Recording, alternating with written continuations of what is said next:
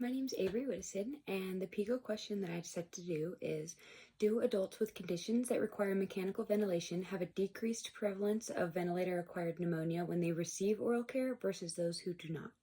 So I decided to do this PICO question because I currently work in critical care, and I see a lot of patients that do or do not get oral care and kind of where their outcome tends to go following those trends. So I decided to do this research project to kind of see, like, for sure, does oral care affect patient outcomes? So my PICO question relates to that. So throughout my research, I found that oral care, yes, does prevent ventilator pneumonia. So the number one thing with oral care is mechanical toothbrushing, either with an actual toothbrush or with a sponge. But the actual act of brushing the teeth and getting the plaque buildup gone and reducing that biofilm is what really prevents the pneumonia. There's a couple mentions of like different themes throughout the research with chlorhexidine mouthwash, and the consensus was with the mouthwash that it actually does not show to be proven to reduce ventilator-acquired pneumonia, so it is not recommended in current practices.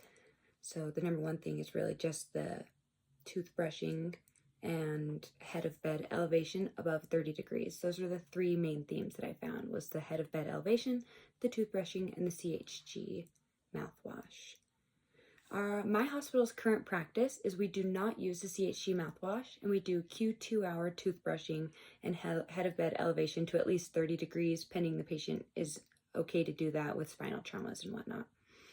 So it is good to see that the actual research is what my hospital's current practice is showing.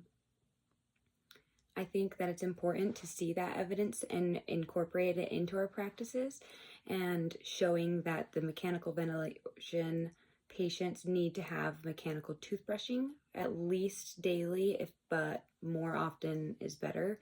And having that evidence can help change those practices. I know at my current hospital, we already do the Q2 hour toothbrushing and the head of bed elevation, but it's good to see that that evidence does align with our practices.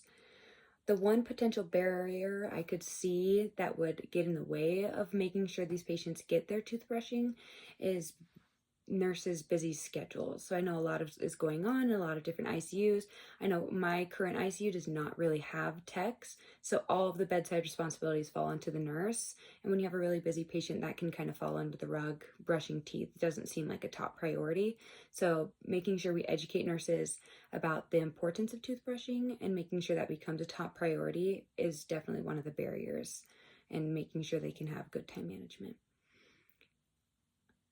As far as patient values go with toothbrushing, I don't personally know of any ethnic backgrounds or religious beliefs that go against toothbrushing, but I'm sure there's something out there that could go against it. So making sure with your patient and their family that that is okay with them, and that that is a regular practice, and ensuring you educate them and knowing the evidence behind the toothbrushing will really make a big difference. Thanks.